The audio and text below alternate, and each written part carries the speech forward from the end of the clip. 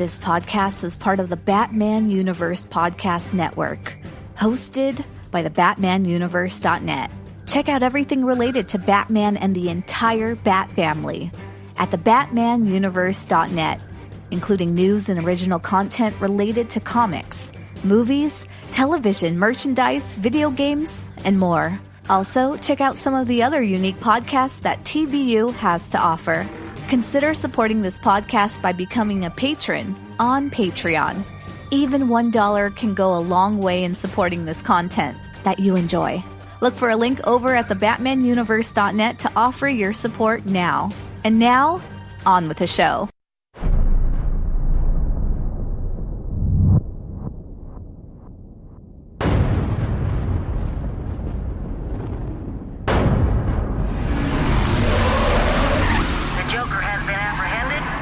Is now en route to Arkham Island.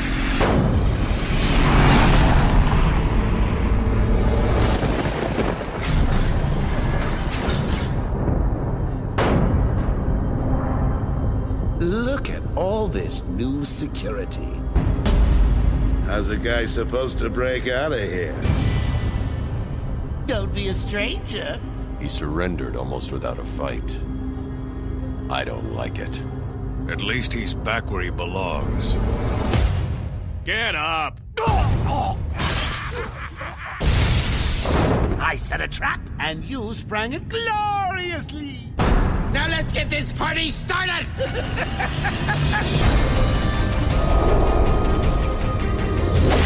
There's no escape, Joker. I don't want to escape. I'm having way too much fun.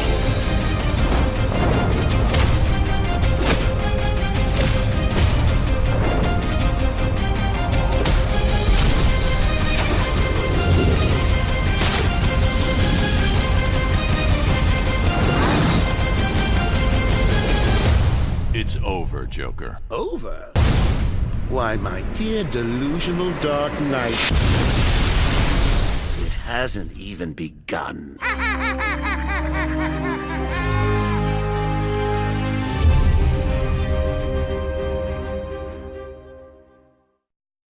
Hey everybody, this is Bat-Fans. Yes, we're still here. My name is Dane, and I am hosting again after Tim lost our little bet. So I am back hosting. This is episode number 185. And Tim, I do have a question for you, but I don't want you to answer it, and I want to figure it out. Interesting. Okay. Yeah. So in Lord of the Rings, right? Mm-hmm. Hugo Weaving's character is called Aramor. I was gonna say that's the question you don't want me to answer. Yeah. No, that is not his name. Am I close? Not really. It doesn't begin with an A? No. Okay. Should I give you a hint as far as what letter it starts with? No, not yet. Okay. Because I have one more guess. Okay. Is it Borner? No, that is not his name. Faramir. That's close to another character's name, but no, Yeah, that's not a real Sean one. Bean's one, right? Yeah, his name's Boromir. Boromir, yeah. Okay, give me the first letter. Begins with an E. E. Yes. Aragon. Aragon begins with an A. No, like ERAGO. No. Is it like a common name or is it a fantasy name? That's a fantasy name. Well, I'm sure there are some people named after him now, but it's not common though. Elmir. Close. You got the first Elomir. syllable right. Elohim. You're just combining L and Tolkien.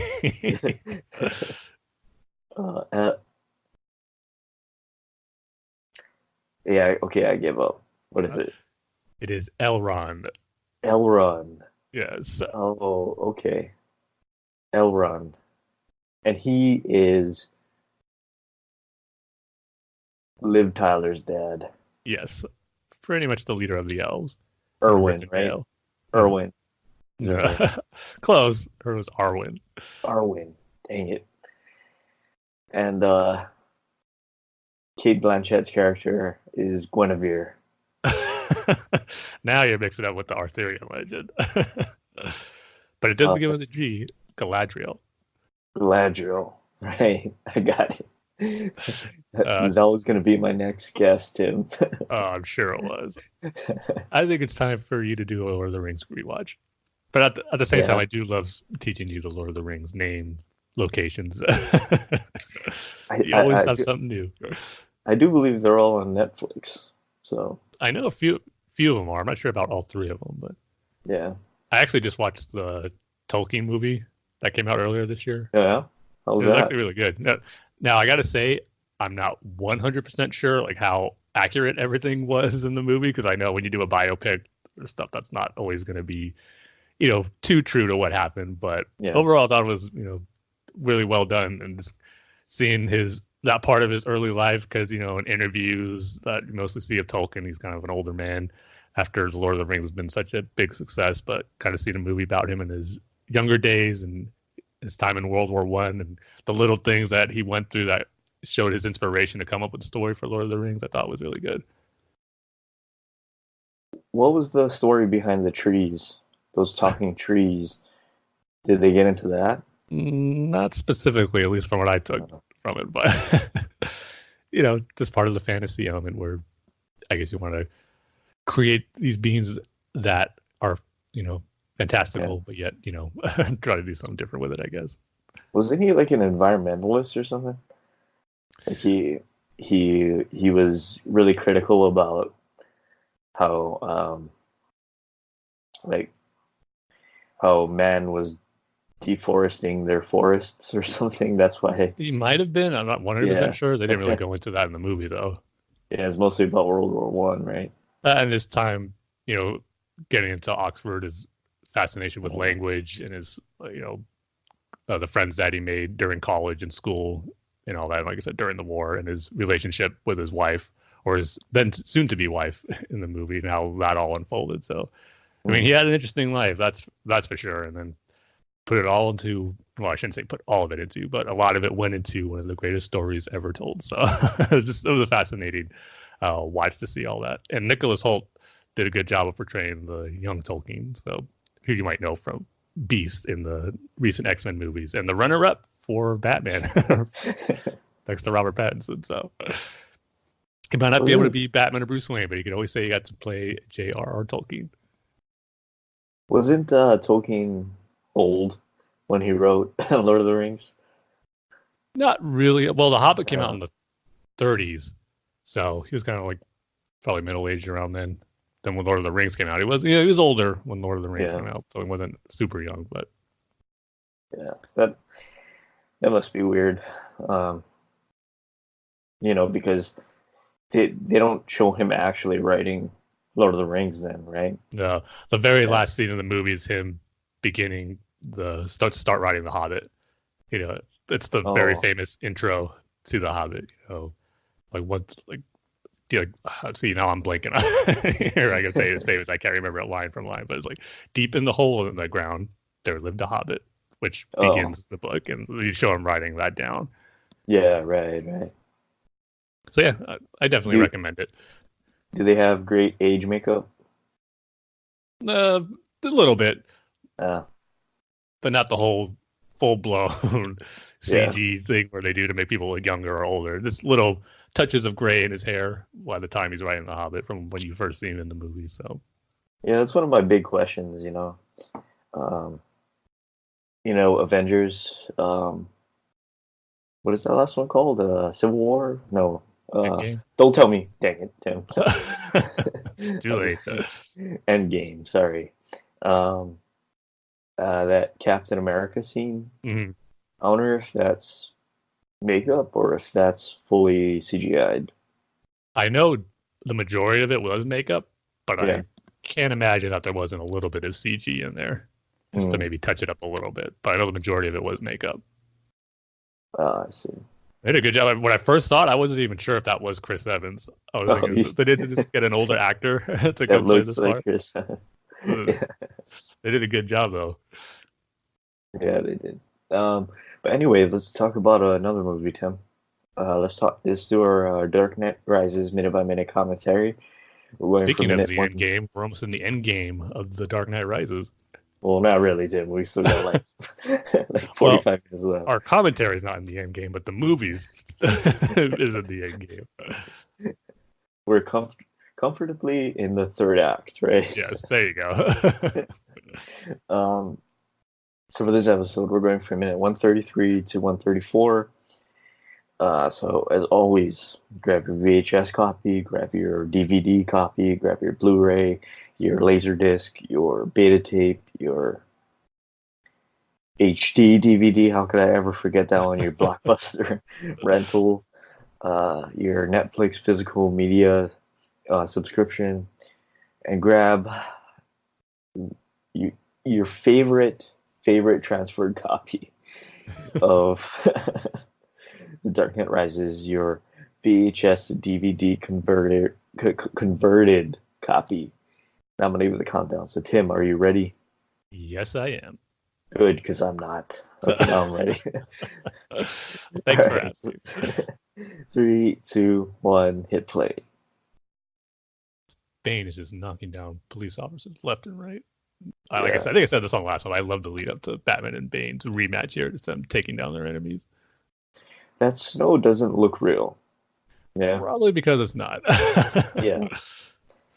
If you remember, these are one of the first, set videos that came out for the movie back in 2011. Right. I just remember seeing, oh man, like Batman's fighting in the daytime. This looks a little different. But it's just cool to see him and Bane go at it here, like getting our first look in the behind the scenes videos, or I should say set videos. And it's Gordon's plan to get the bomb. Where did they get that bus from? Yeah, I'm sure there's one laying around. Yeah, tour bus. Gordon is just having frustration after frustration these last few days of Gotham. He just needs more men, I think. Yeah. Just take a couple of more men from that big fight, and then... Yeah, they probably knew that was the main battle, to get as much men there to distract them so they could try to get that bomb. Yeah. But will they get it in time? Well, I don't know if we'll find out in the next episode, but we'll get closer to finding out. We may not, Tim, because this movie is 2 hours and 45 minutes. Yes, and we're only on the 2 hours and 14-minute mark, so we got a ways to go. But why don't you tell everybody about our featured topic for this episode, Tim? Yeah, this featured topic is going to be another big milestone for a piece of Batman content. I believe it was this past Sunday, the end of August. I forget what was August 30th or August 31st. I forget the exact day. Or this last weekend was the official 25th. Okay, so a few weeks ago. But it was the official 10-year anniversary of Batman Arkham Asylum. And man, that was something where I knew it was coming, but it wasn't one of the huge anniversary marks I was thinking of this year, and a year that was full of big anniversary milestones. But when I saw that, man, 10 years, that's hard to believe, because it feels like that game just came out. And the Arkham series has become such a big part, of the Batman multimedia franchise, with successful comics, obviously, movies, TV shows, and now in the video game front. It's all thanks to Arkham. And the first game that kicked it all off was Arkham Asylum. And it was 10 years ago. So we're going to do a little retrospective on the very first Arkham Asylum video game to celebrate its 10-year anniversary. And for this one, I kind of wanted to go back before the game came out just a little bit to see how we were feeling about it, because we weren't doing a podcast back then when the game came out, and we pretty much covered all of the other games since Arkham Asylum. I mean, Arkham City came out in 2011. That's where we were doing the Gotham Knights Online podcast, and we were covering it there. And obviously, when we started Bat-Fans in 2012, the year later, we got Arkham Origins, and we covered Arkham Knight, obviously, extensively, but we couldn't get a chance to do Arkham Asylum. And I think this is the perfect opportunity to kind of show how we were feeling about that time Yeah, because it was a very different state for Batman in video games back in 2009. And for me personally, when it was first announced, I just remember thinking, oh, we're getting a new Batman game.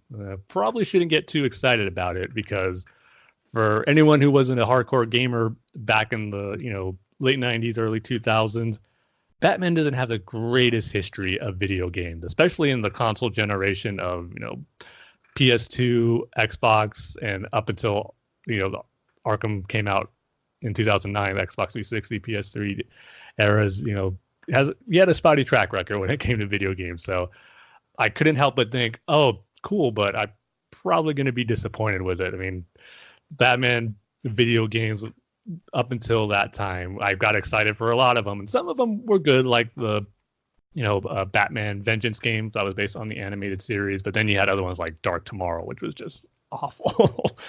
So I just think, okay, we'll wait and see how this goes. And then as we got closer and closer to the release, when I saw images for it, I just remember thinking, man, this looks really cool, but I bet you the controls are going to be awful. It's going to have the worst camera angles, but it looked really good. And then you heard Paul Dini's writing the story for it. I go, that's obviously a win for it. I'm sure Paul Dini's going to come up with a cool story, but again, that can't save, shoddy gameplay and development for it. So still not getting too excited.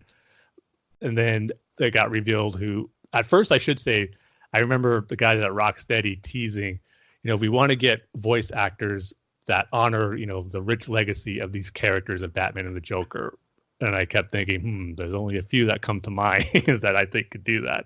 And of course, it got revealed that Kevin Conroy and Mark Hamill would be back playing Batman and the Joker in this game. And that's what it got me thinking, okay, this could be really cool, but man, I just hope it plays good. I just hope the controls are good. The cameras doesn't, distract you and ruin your gameplay.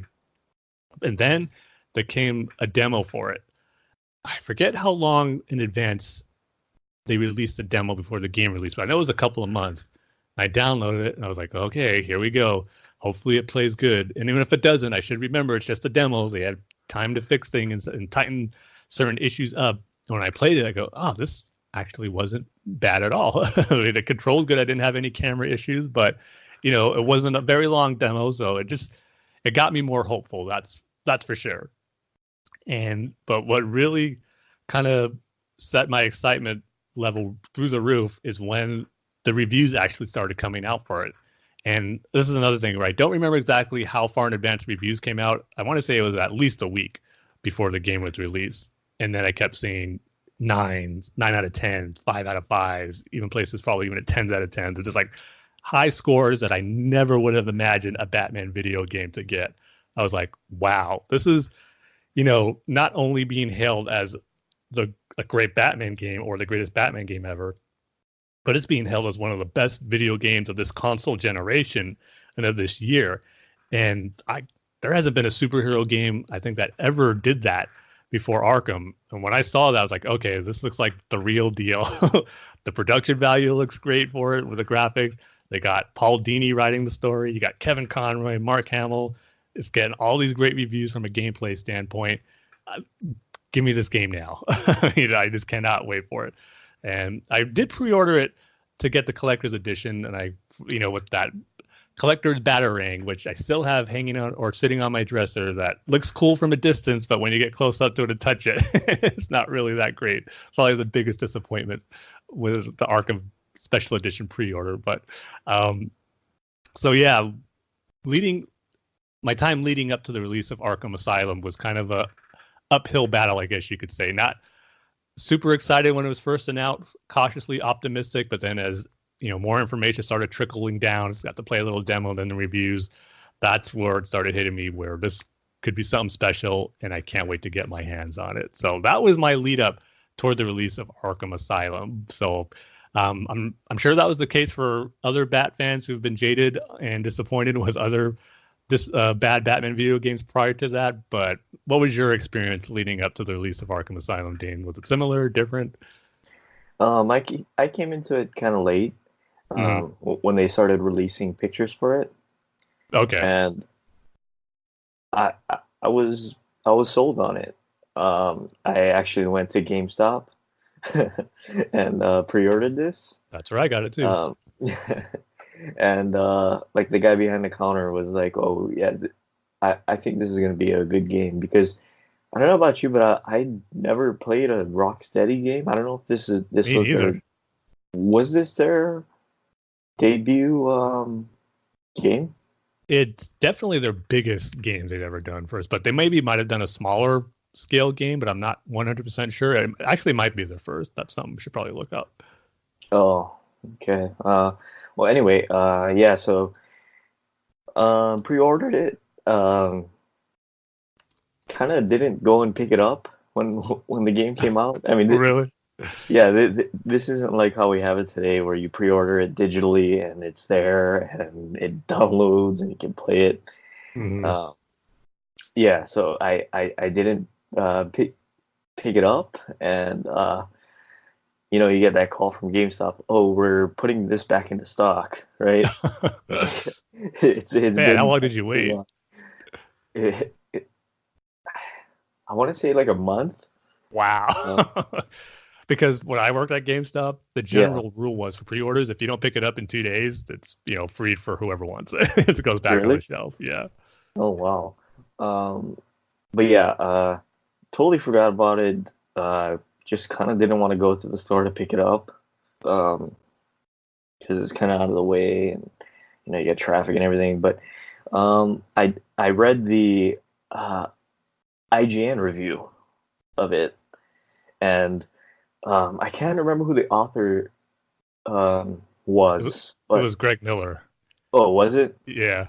Yeah, and he said like, "Oh, this is the greatest superhero game ever made." I was like, Mhm. "Oh, okay, I gotta go pick this up." So I picked it up and played it and loved it. So yeah, that's that's my story. And I do remember the Dark Knight video game. You heard that? The one that got canceled? Yeah, yeah. That's right. Yeah. Wasn't that around the same time It should have been. Yeah. Well, or closer to the premiere of the Dark Knight? yeah, because, video game movie tie-ins, you always got to come out either right before or just a little bit after a movie. So I'm sure the Dark Knight game was planned for 2008, which obviously just would have been a year before Arkham Asylum. So probably a smart decision for, whether it was Warner Brothers games or like I don't remember who the developer was for that Dark Knight game, but probably Yeah. best it was canceled. if it meant hindering the release of Arkham Asylum in any way. So Yeah. probably a right move. Yeah, Yeah, I and remember. this was actually their second game. Their first game was called Urban Chaos Riot Response. Yeah, I never even heard of that one. Me neither. It's a PlayStation 2 title. Okay. I wonder what year was it? 2006. Okay, well, that's not too far before Arkham Asylum. So And it got all right reviews. 7.9 out of 10 on IGN. I wonder if there was. Games. What if you were to play that game? If you'd notice any hints for what was to come in Arkham as far as gameplay style? Probably. Yeah, it looks like it looks like a game where you gotta like beat up people. Okay. Yeah. Interesting. Looks like a combat game. Yeah, I remember just the day it came out. I was just fully excited for it. Like I said beforehand, being a little apprehensive, but once all that stuff came down, like the reviews, I just could not wait to get my hands on it. And that day at work, I remember just playing the entire Batman the Animated Series soundtrack just to get me in that Batman mood, knowing that I'm gonna be playing a game with Kevin Conroy and Mark Hamill. Getting like, part of me was thinking not a continuation of Batman the Animated Series, but has that vein of it with the voice actors involved and seeing them portray these characters in such a lifelike, realistic way that we've never seen them before. I just could not wait. So I picked it up, obviously right after work, went immediately to GameStop, got my collector's edition with such a big box with the Batarang. And another cool aspect was the journal that it came with. It was like the psychiatrist's diary that has the interview with the Arkham patients and detailed information with that. That was probably the best collector's edition feature in that box set there. So that was cool. Yeah, But because if I remember correctly, the the Batarang wasn't that good, right? It was like Yeah, plastic, and yeah. It's full of yeah, mine had like scratches on it. So, like I said, it looks cool from a distance, but if you go close up to it and you touch it, it's yeah, like a little disappointing. But my rule is, I couldn't play it right when I got it because I have to let the sun go down. I have to play in the dark with no glare on my TV. So it was in the summertime, late August, so it wasn't getting dark right away. So I had to wait till like 7:30, 8 o'clock. But once the sun went down, it was just a night sky. I immediately popped in that game, and boy, was I transported into a Batman experience like no other. There's just something so special, I think, about that first section of the game. It starts off right away, as anyone who plays it knows, with Batman after already apprehending the Joker, and you're seeing him in the Batmobile delivering him to Arkham Asylum, and all that. It's great, but once you actually get into Arkham and you're controlling Batman as security, police officers, as wheeling Joker strapped in through Arkham, you're seeing the different inmates. You see other Arkham Asylum guards bringing Killer Croc down an elevator. Just so immersive. I just remember just being blown away immediately in that first section of just controlling Batman as you're walking the Joker through Arkham Asylum. The graphics are amazing. The voice acting is amazing. And it's just like, wow, a Batman experience that I've never had before in a video game. It just felt so immersive. You're immediately drawn into it. And it just perfectly sets up the adventure you're going to have of being Batman trapped in Arkham Asylum for the entire game. And it was just, it was a magical experience for a diehard Batman fan who's been wanting a Batman game like this to be up there amongst the elite video games at the time, to be recognized as one of the best. And you immediately feel that as you start playing. And then the combat starts, and talk about a revolutionary aspect to action games and combat. That's another standout for the Arkham series, is the free flow combat that it established. It's just so fluid and tight. And something that's been missing, or one of the things that's been missing in great Batman games, is that great combat you expect to play as being Batman. And Rocksteady just nailed it in Arkham Asylum with how simple but yet kind of difficult to master it is, and the way you rack up points through that and building up your combo meter. And it's just so much fun. Immediately it's a small little skirmish against some Arkham inmates. It's a perfect setup to, eventually what could be a mob attack when you get later on in the games. You have to face down against tons of enemies, and that's where your skills really come in with that free flow combat. But I just love how simple it is, but yet, and how, difficult to master it can be in keeping your combo up. But it's so much fun. The way that Batman's animations of his fighting techniques and how he takes down enemies just looks so cool, and something we haven't seen in a Batman video game before. It's just so much fun. Like I said, so revolutionary, because you see it all the time now in action games, where it just takes that free flow style combat that was established and perfected in Arkham Asylum. So just right away, that game sucked you in as for how special it's going to be, from the story aspect of it, being immersed into that world of Arkham Asylum and geeking out over it as a Batman fan, but then having it all come together with great combat. It was so good. That first portion of the game is always going to be special for me, just because how mind-blowing it was experiencing it for the first time, and just knowing what it was going to lead to for the rest of the game. Rocksteady did such a good job of making you realize you're in for something special as a Batman fan in the first few minutes of the game. Yeah. The combat in the game, I know it gets a lot of praise, and it should, because it's great. But that wasn't actually the first time I've experienced that. I don't know what you call it, the controller scheme or whatever. There was a game called Sleeping Dogs. That vaguely sounds familiar, but I can't place what the game actually is. It was actually supposed to be part of the Yakuza series. Okay. But they decided to make their own thing. So you play a Chinese detective in China, of course, and you got to go around and solve crime and fight people. And the control scheme of that game and Arkham Asylum is almost exactly the same. Interesting. You have like a hard hit, a light hit, strong block, a light block. except well, I guess you kind of get it in Arkham Asylum, but Sleeping Dogs, you use a gun too. And in Arkham Asylum you have like the grapple and stuff. So Yeah. yeah, it wasn't actually the first time I've experienced, but they're super similar to play. So Oh yeah, I never knew that because like I never played that game, so that type of Yeah. combat was my first experience to it was Arkham Asylum, and just remember being blown away how great it was. It always seemed like they cracked the code that yeah, so simple but yet difficult for most developers to pull off, especially in a Batman game. But so good. I just love the countering system was what to me set it apart, where you just got that notification real quick that someone's attacking you, and you hit that Y button to do the counter, and you just get a really cool Batman animation of him blocking it or taking down the enemy. I just yeah. You love it. This is see, so much fun. Sleeping Dogs also has that. So like, I'm wondering which game came first. Yeah, do you remember what year Sleeping Dogs came out? I want to say the same year. Oh. Square Enix, Wouldn't surprise me if it came out 2008. Yeah, Okay, I just want a to year say. before then, yeah.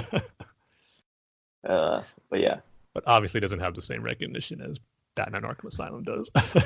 yeah, definitely not. Both are great games. If you haven't played Sleeping Dogs and you see it cheap, I'd buy it.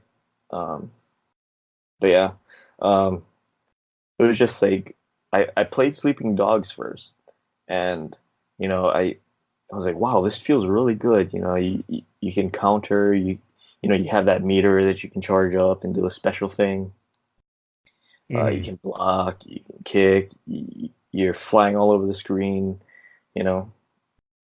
Yeah, So and then yeah, same thing, but I mean I think Rocksteady knew they had such a great combat system with Arkham Asylum that they had the challenge room mode that's separate from the main story, which man provided me hours of gameplay time besides the main campaign of Arkham Asylum, because my goal was to get every achievement on that game, and to do that you had to get the highest rankings on all those challenge rooms, and boy did that take a while. I remember yeah, some late nights just playing one room just to try to get that perfect score and have your combo not drop throughout the entire round of that challenge room. And it can be very, very challenging, as obviously that was the point with it being called the challenge rooms, but it definitely lived up to the name. And I remember getting finishing the last challenge room with the highest ranking and unlocking that final achievement, which I believe is called like the Dark Knight achievement, meaning you got 100% everything in the game, and just having the biggest triumphant reaction to it. That was like my most accomplished achievement I ever got, the one I'm most proud of during that time, and probably still today, because it just took so long and those challenges were so hard. But when I got it, it was such, like I said, a triumphant moment in my gamer score, I guess, achievement career. But it was a lot of fun. Even though sometimes it got frustrating, the combat never ceased to be fun. I just remember when you have that, like your combos rankings almost up to 80, and it gets real high. You're close to the end, but then you get hit and it goes all the way down to 0. You're just like, It just felt like all your hard work in that one challenge room goes down the drain. If you're up to a high tier in your combo meter and then it just goes down with one little hit, that's the hard part. You can all be doing so good at the last minute you get hit and it all goes down the drain. But it made for, like I said, a lot of fun but challenging moments of the game. But it was all worth it when I got that achievement. So those yeah. challenge rooms were fun too. And Also, the Joker teeth. I don't know if you yeah, you that's got right. that. Yeah, like I Got said, that I got one, all of them, so yeah, had to search high and low for those Joker teeth. Because that yeah, was another great aspect of Arkham Asylum, is that we're praising the combat, but the way it incorporated other Batman lore and villains into the game without actually having them be in it or a big focus of the story was great too. I mean, obviously the big thing are the Riddler puzzles, and those are awesome. I mean, besides looking for the Riddler trophies, the little Riddler like riddles that you'd have to piece together and find a certain location throughout Arkham Asylum, and then kind of use your detective vision to scan it. to solve the riddle. I love those. Searching those out, trying to figure out the clues, and then when you see an iconic Batman either item or location or a villain like a Scarface puppet just sitting around in Arkham, and you got to scan that as one of Riddler's puzzles. And a lot of his puzzles have to deal with other villains and some of their gimmicks that they have. Just a bunch of great Easter eggs and stuff that revolve around Batman's lore that was just incorporated to the game beautifully. That, didn't have to do with the main story, but as diehard Batman fans, we were eating it all up. We just loved how this encompassed so much of Batman's history into that one game. And yet there was still room to expand on more of Batman's lore, obviously, with the sequels that came after it. But just experiencing this game back in 2009 for the first time, I was just blown away how much they incorporated into this one gaming experience with Batman. Did you happen to get all the Riddler trophies and solve all his puzzles? No, I gave up. I was like, you know what? I'm not gonna do this. Especially especially the Riddler trophies, like you said. It's like I don't have the patience for this. That's a good thing you're not Batman, Dane. You just give up on that. Like, you know what? Let's just not solve this Riddler puzzle. I got other fish to fry here in Arkham. But another big aspect of the game was the stealth mode for it. Now, I'll be honest, stealth style gameplay is not my favorite when it comes to different gameplay mechanics. Like in Metal Gear Solid, I know that's a big aspect of it too. And in the Arkham games, though, it worked well enough where I didn't get, too, I was bored or frustrated with it, but it wasn't my absolute favorite. And it's not to say that they didn't do it well. It's just, again, not my favorite aspect of any type of video gameplay. But with Batman, we know he has to have great stealth abilities, as the character has shown in a bunch of his stories. So he has to have it here in Arkham, and it just makes sense for sneaking around inmates and to rescue hostages. That's what made it real fun, when you had to rescue a hostage but yet stay out of sight, and taking down enemies with your stealth takedown moves was really cool. And when there's a lot of enemies, it can get pretty challenging as well. But it was also cool how you could use your different gadgets to take down enemies. You had your smoke bombs, obviously. You had your explosive gel that you could spray paint on the wall, set it up to then detonate it from a distance when you see two inmates walking around to take them out. So the way they not only incorporated some cool stealth moves that Batman himself takes down enemies with, but also with your gadgets was also done really well too. Yeah, and I don't know if I'm misremembering it, but the detective mode, didn't it also show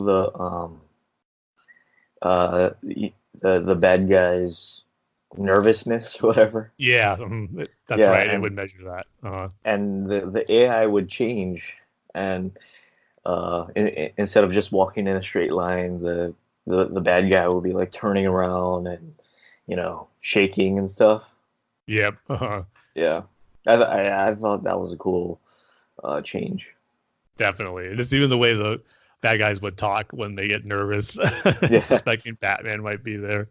They just did such a great job of making you really feel like you're Batman, using his scare tactics to take down these criminals. One thing I will criticize the game for is Batman going through a door. It just doesn't seem right.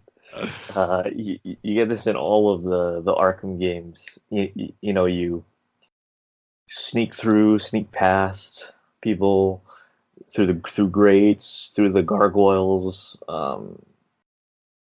and you get to the end of the level, and you just walk through a door. It's a bit anticlimactic, but I guess it's about the journey. Pretty much. I guess it is rare to see Batman just use a doorknob and just go normally to a door in certain instances. Never really thought about it that way. Yeah. Well, get your now the game's ruined. Thanks, Dane. Yeah. Well, I just figured Batman doesn't use doors because he might get his cape caught. Yeah. I guess really pay attention to that. That should be a new mode in the next Arkham game. Just making through doors, a series of doors without getting your cape stuck. That'll be the hardest achievement / trophy to get. Yeah. Yeah, but man, all that great stuff is what makes that game so special. But of course, the story for it being written by Paul Dini, I mean, God, I just love, again, how they incorporated so much of Batman's villains and lore into this one game, and the story for it was Joker taking over Arkham Asylum, having you deliver him there, all being like all part of his plan, and the way he used the different inmates of Arkham, which made for some really cool boss fights. That was another thing I was excited about. I mean, you're going to be having boss fights, obviously with the Joker later on, but with Bane, Killer Croc, Poison Ivy, all that stuff that I just couldn't wait to experience, all in Arkham. And again, I think that's such a big reason why I like this game so much and why it works so well. It's a huge game during the time. Of course, things got bigger with Arkham City, Arkham Knight, but I just loved how it was all confined into Arkham Asylum, but yet it still felt like you're exploring this huge world, but it never felt out of place that, Arkham felt too big or it's unrealistic that Arkham, has these different locations and whatnot. It all felt like, this would be Arkham Asylum that you'd be exploring and having to go through all these different parts of it to take down these villains. They just did such a great job of the level design, and the interactions that Batman had with all the villains did not disappoint. I mean, obviously his banter with Joker was, as good as you were expecting it to be, being written by Paul Dini, being performed by Kevin Conroy and Mark Hamill. And I don't want to sell Harley short here either, because this is another reason that I put Arkham Asylum. I've made it no secret that it is my favorite of the Arkham series, but this is the only Arkham game with Arlene Sorkin playing Harley. And you know how she's my favorite voice actress for Harley, the original, the one I associate the most with Harley as a character. And just hearing her back as Harley with Mark Hamill's Joker was such a treat. And I appreciate it even more now, since it was her final performance as Harley. And unfortunately, I only got to do this one game, but she knocked it out of the park as well with her Harley performance. Just so good. And the story of the game, it's kind of, I don't want to say controversial, but maybe, I know some felt disappointed to where it led with the Titan formula, and spoiler alert for a game that's 10 years old now if you haven't played it. But with Joker, taking that formula and pretty much becoming Bane Joker at the end, and that is the final fight. And I will say it wasn't something that I thought was mind-blowingly great, but I didn't hate it at the same time. It felt natural for the story to go in that direction. It did seem a little weird facing off against the giant monster Joker for the final boss fight. Yeah. But I will say it made the story better in the sequels, like in Arkham City and how it affected Joker, and then later on in Arkham Knight. So while at the time it might have seemed like something that felt a little strange for seeing Joker as a giant monster, Bane-type villain, I think it served the character better later on in the stories for what he had to go through and how it affects Batman later on in Arkham City and in Arkham Knight. So didn't realize it then, but it did set up some pretty cool stuff with the Joker later on. Yeah, and I understand people's, people not liking it and it not making sense or whatever, not being good. But I thought it was a fun fight.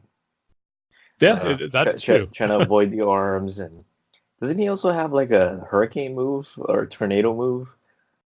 Not that I remember, but maybe you might be right, though. It's been a while since I played it. Yeah, I can't remember, but yeah, I liked it just from a pure fun gameplay standpoint. But yeah, it might be different from you, because how you're talking about Paul Dini and loving the story and stuff. I can see how you can take that and be like, why did they go this way?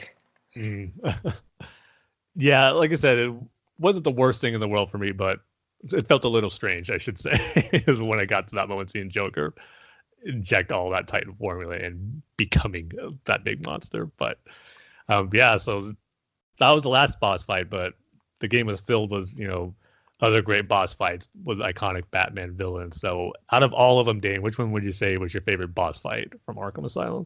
Can I mention something else before? Something story related. Yeah, definitely.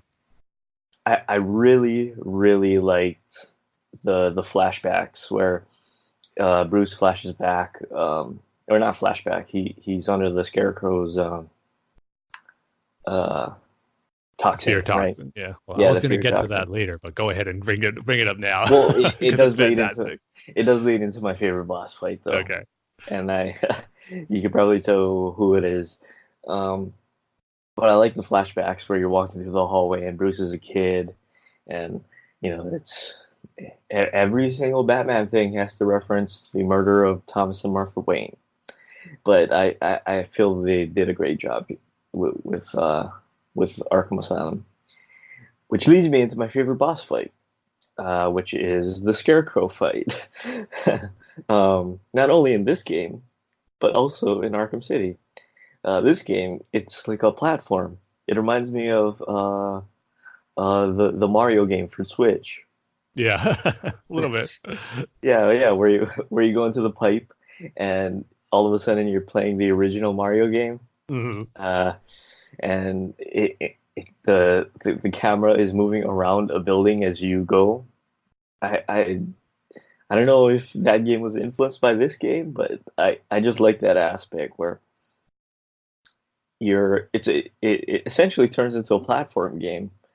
You're going from building to building, jumping from building to building, and you have to wait for Scarecrow to do his big light attack. I don't know what that thing is called. I just thought that was really fun and a great change of pace for the game. Yeah. But yeah, that's my favorite boss fight. That's the one that sticks out to me. Yeah, I'll get to the Scarecrow stuff in a little bit, but Uh-oh. Is that a good thing or a bad thing we should see. But my favorite boss fight is actually one of the first in the game, and it's the Bane one, because that one really showcased off how cool the combat system I felt was going to be throughout the game. Because not only fighting Bane, but there's a bunch of Arkham inmates you have to face off. And again, any fight with Bane that you're going to have, it's going to be one that deals with a lot of, hand-to-hand combat and, not using your gadgets a little bit, but when you fight Bane, it's a fight of strength. So you're going to be using that combo system a lot. But what I loved about it is how you can, take control of Bane and these big other guards to take out the bigger enemies you fight. You could get on top of them and then use them to take out the smaller enemies. That was a lot of fun. And then just using your attacks to, take down Bane as one of those first boss fights that you were having. It just, probably because it was the first main one. Pretty sure it was, if I'm remembering right. Bane was one of the first. It just, again, one of those moments that set the tone really well for, other stuff that's going to happen in the game, facing off against these iconic Batman villains and using, their abilities and what they're known for in encompassing of a boss fight worked really well. I thought with Bane was the first one to do that. And mixing in with the great combat already established. I mean, early on in that game, you're getting familiar with it. You're getting used to taking down a large group of enemies, and you throw Bane into the mix, having to take him down, and using him to take out some of the enemies as well. It was just a lot of fun. So I love that fight. At the same time, too, there's some other great Bane fights. I mean, the one in Arkham Origins was really great. I love that one. That also had a great cutscene involved with it as well. So, the Bane fights did get better as the series go along, but there's always something about that one where I just loved it when I was playing it for the first time, just thinking, oh man, this is, a great boss fight, which I know is going to be the first of many, and I can't wait for more. So I've always loved that one. Is that the one in front of the elevator while you were waiting for the elevator? I believe so. Okay. Now that you mention it, because when I was remembering, I wasn't sure about an elevator, but you might be right, because you're kind of in a small room when you're fighting Bane. Yeah, that's what I remember. Yeah, but I always liked that fight. Like I said, set the tone for what was to come later on in another boss fight. I just love how unique each one is. Like I said, playing to the strengths of each villain's abilities and what they're known for. So just a lot of great stuff. But might as well get into the Scarecrow stuff, because next I wanted to talk about favorite moments of the game, and for me, it does not get any better than those Scarecrow sequences in Arkham Asylum. That just, to me, takes the game to a whole nother level. Story-wise, visually, with the graphics and how amazing they are, and just showing what I love about Batman so much in a video game like no game has before, just made me so happy as a diehard Batman fan. And just how, like I said, different it was from the main gameplay and storyline aspect of it. Just threw things for a loop as you were going through it. And I knew Scarecrow was going to be part of the game, but didn't know in what capacity. And the way they used him here was just brilliant. I mean, there's 3 main Scarecrow sequences that you get through the game, and each one is just better than the last. Well, I should correct that, because the first one was actually one of my favorites, but the third one is my favorite. But the first one really got those Scarecrow sequences off with a bang. I mean, you're walking through the morgue and you're Batman, you're opening up these body bags and you see Thomas and Martha Kent. Martha Wayne.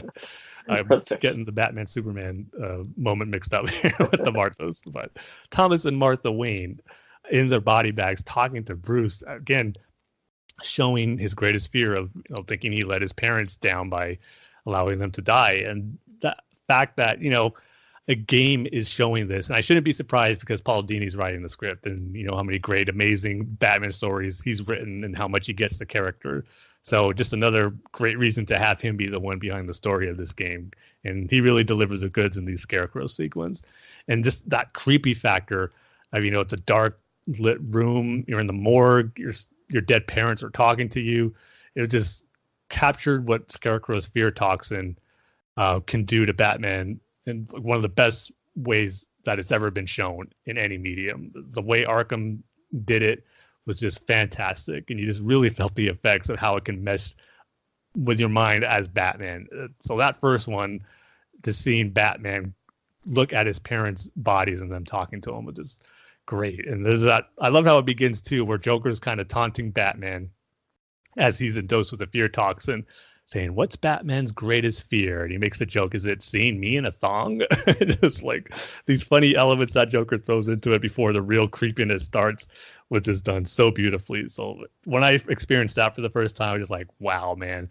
How Scarecrow is my second favorite Batman villain after the Joker, and just playing that first sequence just made me think, man, they're nailing him in this. And he's really, you're not seeing much of Scarecrow just yet. You're just seeing the effects of the fear toxin. But like you said, each Scarecrow moment, you get to that platform style sequence where you have to take down the Scarecrow by shining the bat signal light on him. It was just lots of fun. And the third one, that's the one where like really tripped me out for a bit, where it's like the game restarts on you. You're thinking it shut off or just resets, and the intro's playing again. It's like, well, what the heck happened? Like, did my game freeze? Did it reboot? Did I lose all my save progress from every bit I've made it so far in the game? Is that all gone now? But you quickly realize things are not what they seem when the intro plays again, and it's the opposite. Joker is driving the Batmobile and delivering Batman to Arkham Asylum. And I was like, okay, we're in for another great Scarecrow sequence here. And then it ends with, Joker shooting you in the face from, that first person perspective.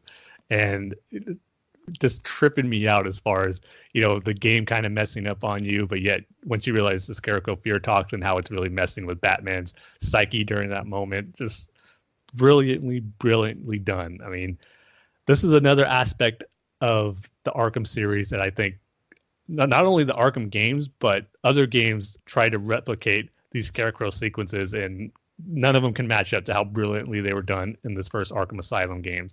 And even in Arkham City, they had the Mad Hatter sequences, which were cool, but didn't quite measure up to the Scarecrow ones. And even more recently, the Spider-Man PS4 game, where you get poisoned by the Scorpion, and you kind of have those dreamlike sequences.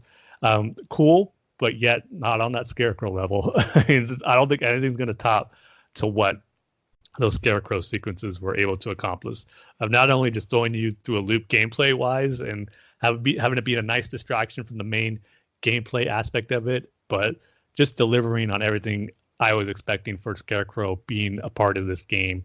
And just as a diehard Batman fan, exploring, Batman's mind and psyche and what it makes him do what he does as Batman's, all tying back into the murder of his parents and sometimes the guilt he feels with that. It was just done so beautifully. And all three of them, I didn't touch on it much, but the second one too, where you actually go to Crime Alley and you see Bruce's, parents dead, and you see Bruce there. I want to do it justice. I don't want to forget anything, but I'm trying to remember, as it's been a while since I've seen all the Scarecrow sequences. But that one where I believe you see a young Bruce Wayne as a kid there. That's what I'm having trouble remembering exactly. If you see a young Bruce looking over the body of his dead parents there, I believe it was.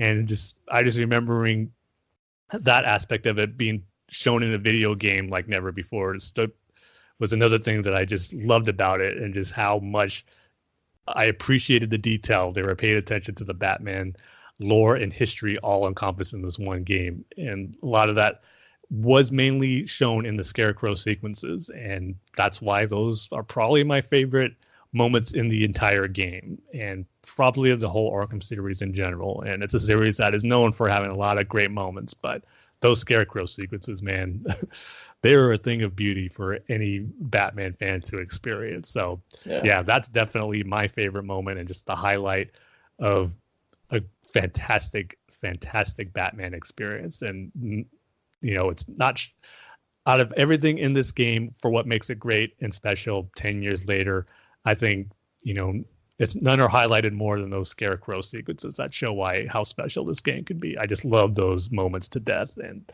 just talking about it makes me want to play it again, because obviously I was having trouble remembering every single detail about it, and they were so good that I should probably experience it again. So yeah, I cannot say enough how much I love those Scarecrow sequences and what it did for exploring, Batman's mind and just what drives him in a video game. Like 10 years ago, again, we might kind of take it for granted now with all the great Batman Arkham games we had since then, but experiencing that for the first time 10 years ago just blew me away. And I remember thinking, I can't believe I'm getting this great Batman content in a video game. This has never happened before. So it definitely left an impression on me. Yeah, I totally forgot about how Scarecrow would mess with your game and make like you restarted it. I totally forgot about that. It kind of reminds me of I don't know if you mentioned it earlier, but Metal Gear Solid, the first one. Yeah. I don't know if you ever played that one. I actually haven't played that one all the way through, but I know what moment you're talking about. Yeah, the Psycho Mantis fight, where he would read your memory card, and then you had to plug your controller into the second slot. Yeah. So you couldn't reach your mind. Reminds me of that for some reason. Oh yeah, I just love how it messes with your mind using your video game I guess system and things you're used to in a game, and making you think that it's crashing. So, all just great stuff. Yeah. Oh man, so good.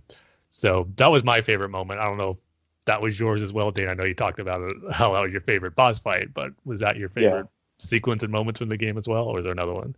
Yeah, pretty much. And I agree with you that it's the one video game thing that sticks out to me, not only with this game or the series, but like kind of overall. You know what I mean? I still remember that. Remember playing through that. I'm sure I was really irritated at the time, trying to get through that, but yeah. Yeah, and like I said, it's a game full with amazing, great moments for any Batman fan, but I think that one takes the cake as far as being the best, and like I said, the one that sticks with you the most. So it's so awesome. Yeah, man, so much to love about Arkham Asylum, and I've said it before, and I'll say it again. This one is my favorite of the entire Arkham series. I know everyone usually picks Arkham City, but there's just something really special about this one. I think it's because of it being the first one and being the first truly great Batman video game.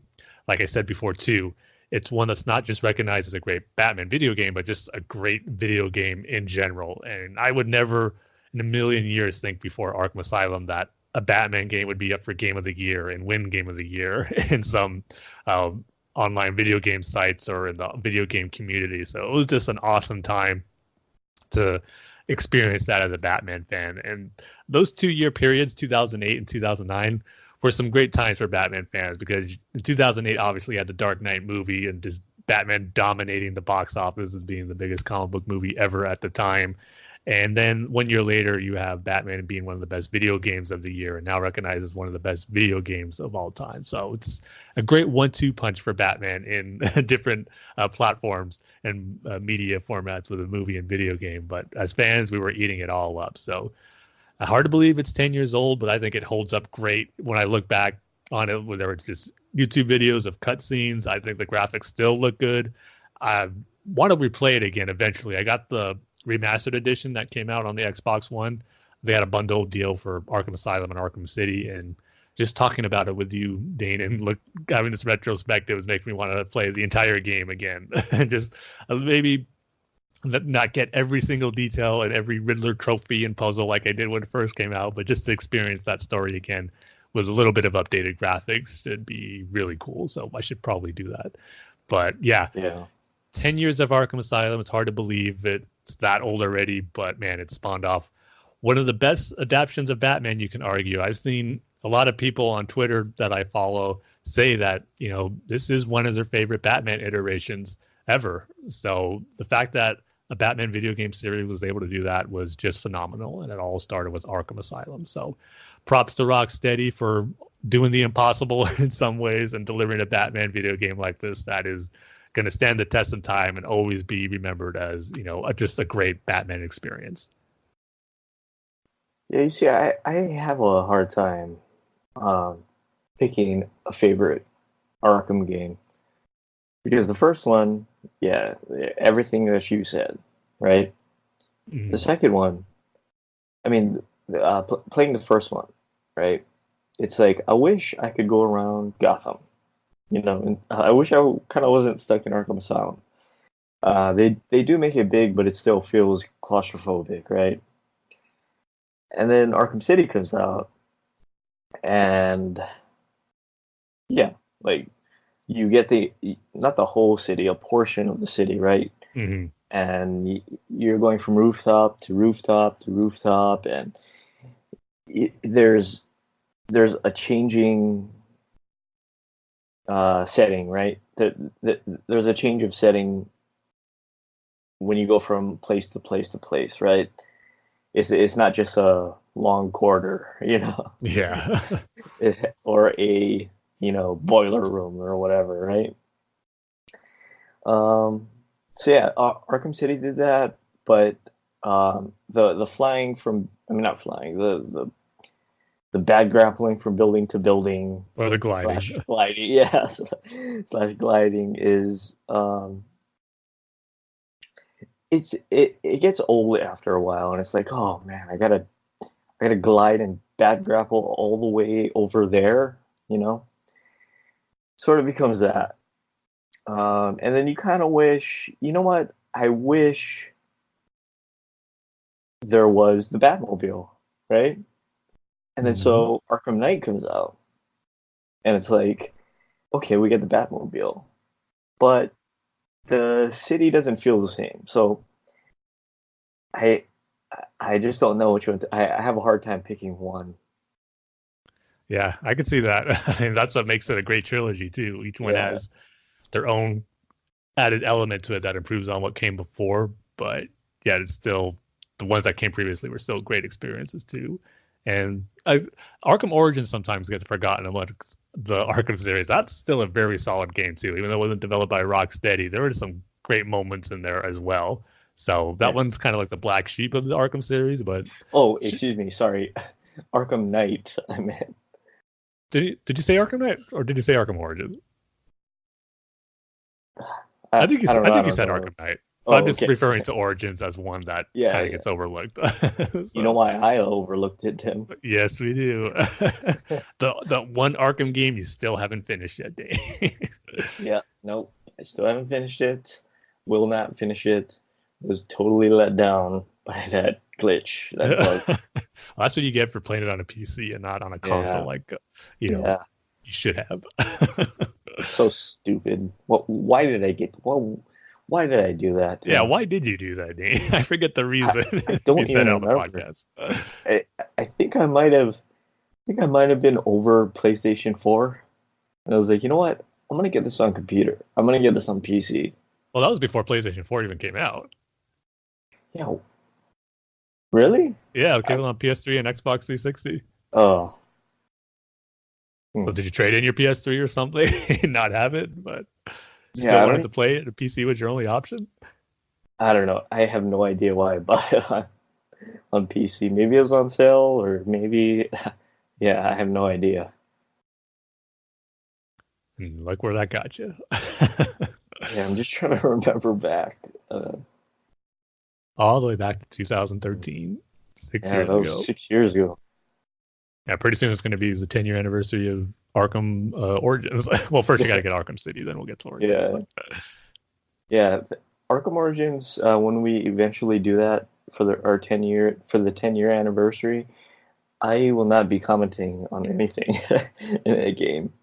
Or how about the 10-year anniversary should be when you finally beat the game? You finally go back to it and you finish it. I don't even think it's available on PlayStation 4. Yeah, I'm not sure if it is like the Arkham City and Arkham Asylum Yeah, 2-pack. It should or it be, might though. be one of the streaming services things. Maybe. Where Yeah. it's only available on. Let me see. Nope, it didn't. Man, let's see. Like I said, it's treated as the black sheep of the Arkham series, which it shouldn't be. Yeah, it never happened. Well, it's happened for anyone who finished the game. I'll say that. Yeah. WB Games Montreal. And just Dane's crappy PC. That's what it is. Yeah, I think so. I don't think it was their fault. I think it was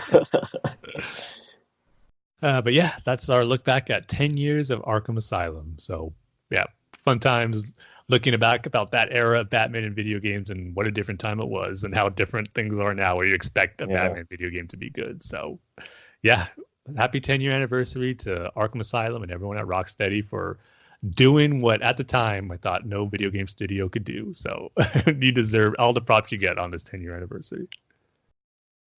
So yeah, that's our feature topic for this episode, and now we can move on to our news and discussion topics. You know what? I'm really curious, Tim, about the second one. Okay. Yeah. We'll get to that. That is the Titans Season 2 premiere review.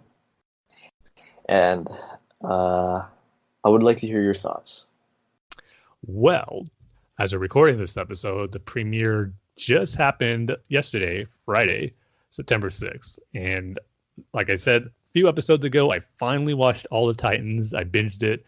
It was nice having all the episodes available, but now I'm going to have to wait like everyone else from week to week, experience it as they come on the DC Universe app. And I'm not sure if I mentioned this when I gave my overall thoughts on Titans as the first season I was watching it, but the first season ended on a cliffhanger, which felt like the season wasn't over. You could tell that should have been one more episode, and that was the case. They cut the season short by one episode. So technically, the Titans Season 2 premiere is really the Season 1 finale. And after watching the episode, it just drove home the point even further how they really should have just had this episode end Season 1 and not have it end on a cliffhanger, which they said was a creative decision. They wanted to end the first season on a cliffhanger, but it wasn't much of a cliffhanger because it's Dick Grayson, coming under the control of Trigon after going through this dream sequence of having to take down Batman and end up killing him. Dick giving into the darkness, and thus once he comes out of that dream, he's now under control of Trigon. And that's how the first season ends. And that's not going to be Dick's ultimate fate in Titans. He's going to come out of it. So it wasn't quite the major cliffhanger where I felt, it's going to get fans wondering and talking about and anticipated the second season to begin because he's going to come out of it. So they should have just had this episode be the Season 1 finale. Having said that, though, I felt it was a very solid episode. And as the episode begins, you see Dick under the control of Trigon, but the rest of the Titans, like Starfire, and then Hawk and Dove, get the help of Jason Todd. They assist her with Starfire and Donna Troy to get into Trigon's house with Raven and her mother and Beast Boy to save them.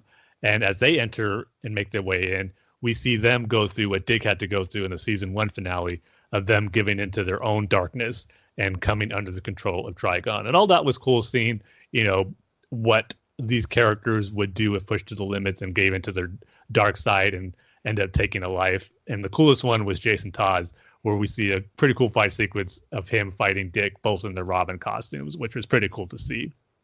So everyone's under the control of Trigon, and Raven, the way Trigon can really take control of his power is he has to break his daughter's heart, literally. So he has to make Raven lose something she loves, which is, her new family in the Titans. And the one that comes to her breaking point is when Trigun has all the Titans take out Beast Boy and then pretty much beat him to the brink of death.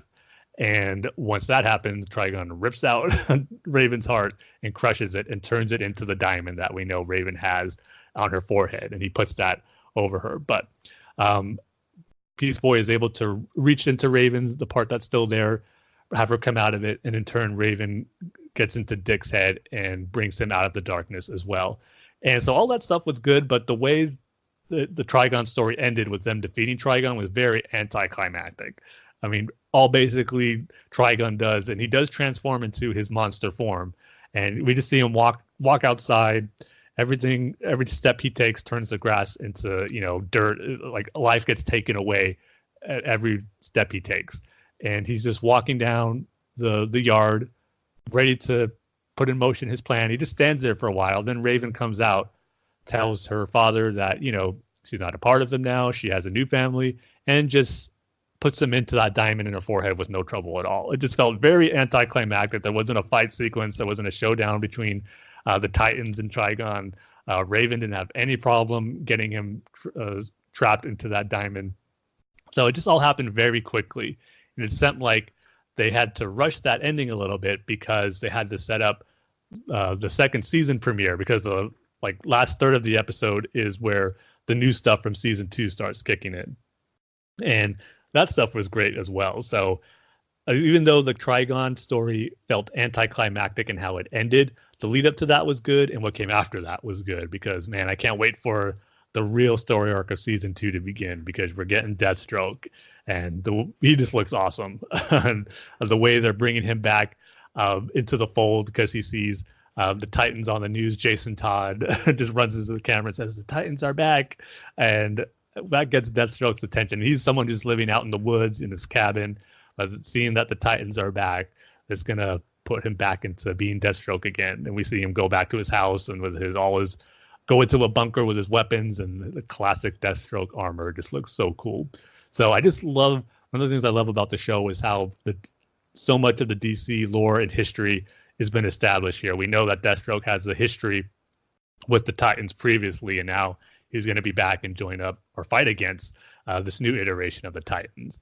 And that's where, the heroes side of things gets going in season 2, as we see Dick go see Bruce, which, he had a presence in season 1, but they didn't have an actor to portray him. So he was just kind of in the shadows and in the background. But now we know he's being played by Ian Glenn from Game of Thrones, Sir Jorah Mormont. And I got to say, one of my worries going into it was not that I don't think Jorah, or see, I'm already calling him Jorah, not that Ian Glenn will do a good job playing Bruce Wayne, but it'll be hard to separate him as Jorah Mormont. And that was kind of the case. It just felt like I was watching Jorah talk to Dick Grayson here. And again, it's not any fault of Ian Glenn. It's just, he's not doing anything particularly different from his portrayal of Bruce than Sir Jorah. So it felt a little weird. I'm not going to say he's bad as Bruce Wayne, but it's kind of hard to separate the two characters for me at this point. But it was cool to have Bruce actually be in an episode, and the conversation he has with Dick at Wayne Manor I thought was really, really cool, just to kind of see Dick reconcile his relationship with Bruce here, kind of tell him that he's not all to blame for why Dick left and the kind of the darkness he's dealing with, and letting that go, and being a little appreciative to what how Bruce raised him and trained him. So that was some cool stuff. And he goes to ask Bruce, about the San Francisco location to get the Titans started. And Bruce tells them, under one condition, but we don't know what that condition is yet. And the episode ends with Dick taking Jason Todd, Raven, and Beast Boy to the headquarters in San Francisco, which was the previous, location of the Titans. And we just see Jason Todd and Beast Boy be in awe of being in the Titans headquarters. There's this great moment where Beast Boy goes into this room that held the costumes for all the characters, and you see Robin's, how it was shot. You see the characters turn around. It seems like they're looking at Beast Boy in full costume. So you see Robin, you see Wonder Girl, you see Hawk and Dove, but it's all in Beast Boy's head, just imagining what it's like seeing these Titan heroes be in this room and looking at them. So that was a cool moment, just seeing everyone in their full costumes, knowing that we are going to see that for real in later episodes. So the episode ends with Dick, getting these groups of young heroes back together as far as establishing a new Titans team. And they don't know it yet, but they're going to be going up against Deathstroke, and that's going to be awesome. So the season 2 premiere / season 1 finale, overall good, but the Trigon story ended, kind of on a whimper. It just felt very anticlimactic. But season 2, I just can't wait for that story arc to begin because it looks like they're setting up some cool stuff. So kind of a mixed bag, but overall I thought it was good and did its job as far as getting me excited for what's to come. But they really should have just let this episode be the season 1 finale and kind of have a more definitive end to that Trigon story, and then just have a full episode dedicated to getting the season 2 story arc kicked off. So the good thing though is that season 2 is a few episodes longer than season 1. So hopefully the fact that technically this first episode of season 2 was more of a season 1 end cap doesn't affect where season 2 feels shorter at all, because since there's a few more episodes, it probably should feel the same length. So overall, I enjoyed it, but I just can't wait to see future episodes. And like I said at the beginning, it's going to be hard waiting week for week now after I binged the whole first season. So yeah, I'm still enjoying the heck out of Titans, and it just looks to be getting even better this season. I don't understand why they do that. They cut the season short. Yeah, it's just. They said, I think there's more to it, but like I said, they said it was for creative reasons. They wanted to end it on that cliffhanger, but I'm not sure if it had something else to do with, all that stuff that was going on with the DC Universe app, as far as, Swamp Thing getting canceled and that season getting cut short, maybe not knowing for certain at the time Titan's future, but I don't know. Whatever the reason was, it wasn't the right one. Wait, hold on, Tim. I'll be right back. Okay, sorry about that. No problem. And you can leave this in because we got a new cat, right? Oh, nice. Yeah, because we had to put one of our cats to sleep. Oh, I'm sorry. Yeah. Always hate to hear that. Well, when we had our 3 cats, and then we had to put one down, we thought that we would replace her. But like it has to be somebody, or it has to be like a cat that you wouldn't really adopt, that didn't get adopted, and we did. We found 2 sisters. They loved each other. They played together and stuff. Nobody really wants to adopt 2 cats, right? You just want one. And so we ended up adopting them, and then I'd say like about 2.5 weeks ago, we come home and one of them can't walk, and so we take her to the vet. We thought that she broke her leg because she was really wild. She was jumping all over the place. We thought she broke her legs. We took her in. Apparently, she had a heart defect. Oh, man. Right? Yeah, she had a heart defect, and it created a blood clot that got lodged in her spine, in her spine. And even if we did do the surgery, it's a quality of life thing. It doesn't mean that she would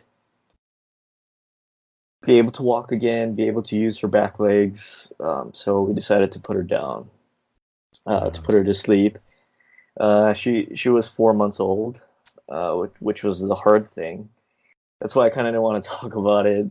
Sure, yeah. When it happened, it was hard on me. It was hard on my girlfriend. So we got a new cat because young cats, they love to play with each other, right? Mm-hmm. They need somebody to play with, around their age, and so we got another cat. Again, a hard luck case. The lady we got her from, her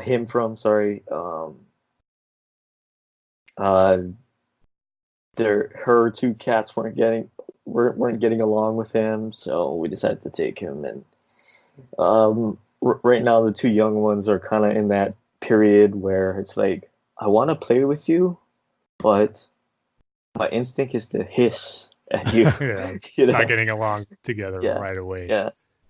yeah. So I just had to go check on them. I got you. But anyway, Yeah, sorry.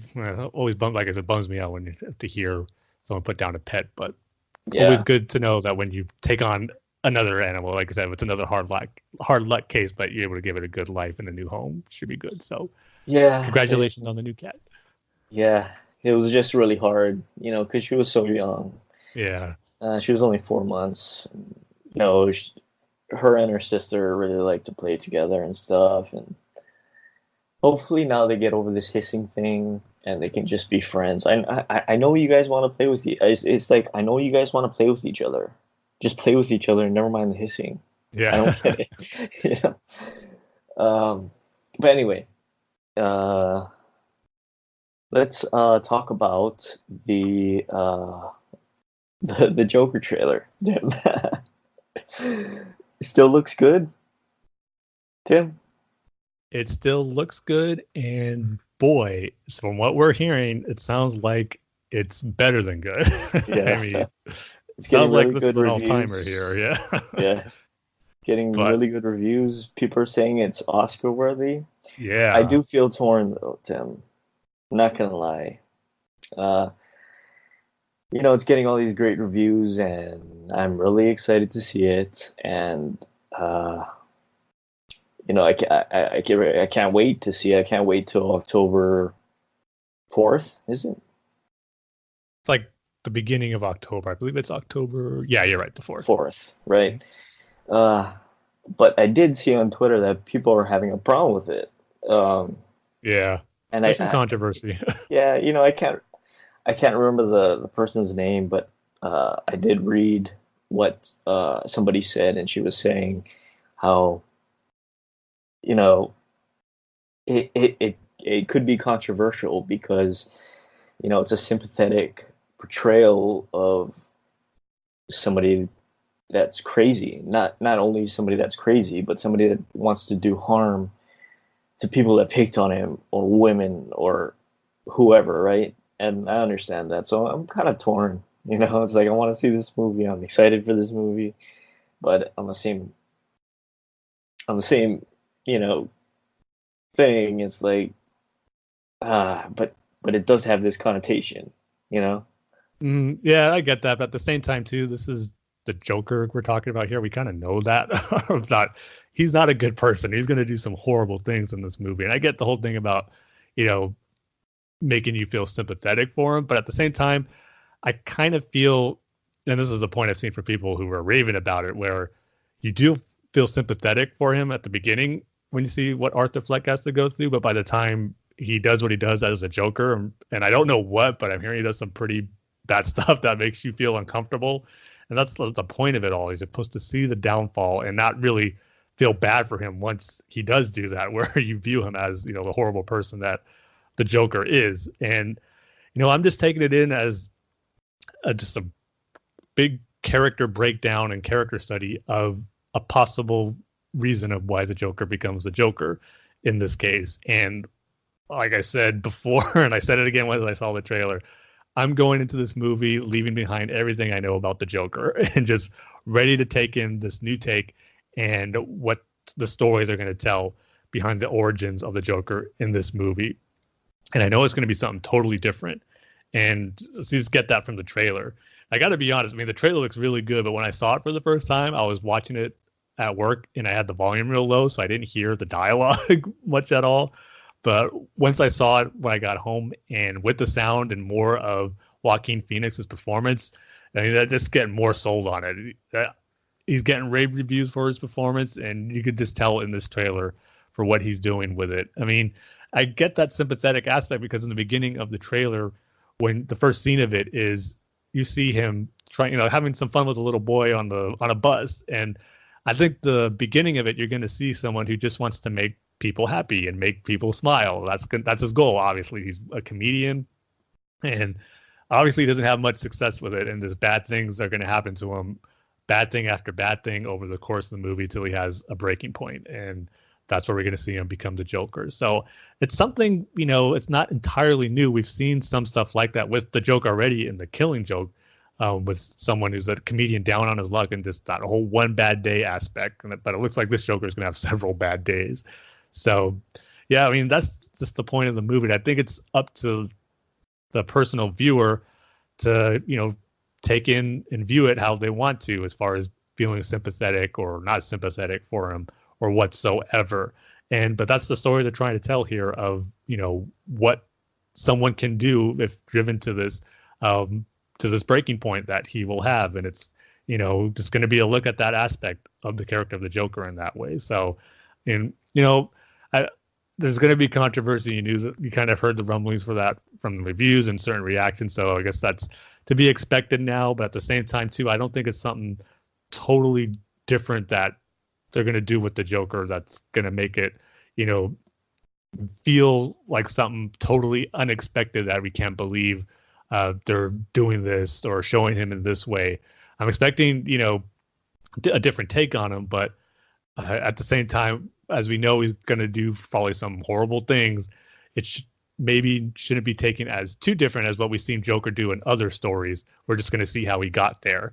And yeah, I'm fascinated by it too. I mean, I'm really anxious to see this take on the Joker and how Joaquin Phoenix's portrayal is going to be. Are you really going to feel that sympathetic for him, even as he is the Joker? Or are you going to be able to switch and really hate him as you should and not be someone who's rooting for a character who's probably going to do horrible things? And such, I guess another reason that's making it maybe feel a little more controversial, maybe for how grounded and realistic it feels, as far as being someone, toning down that comic book aspect of the Joker in certain ways in this movie. Obviously, he's putting the makeup on himself. It does feel more like a lived-in real-world aspect that this movie is going to have. So maybe that's playing a part in it too, as far as people thinking they shouldn't be glorifying a character like this, where it's possible that someone could really do that in our own world as well. But I'm not so sure they are glorifying it. I mean, I think they're just telling a story here of how, a character like this, who started off good and just wanted to, get through life being a comedian and making people happy, could have such a downfall and become, one of the notorious villains of our time in the Joker. So again, I'm just fascinated with it. I can't wait to see it either, and to see this new portrayal. I think it's going to be something different. And now with all these rave reviews of Joaquin Phoenix's performance in the movie in general, it's going to see the one bad aspect of it is maybe, the overhype for it might be beginning now and kind of temper expectations a little bit.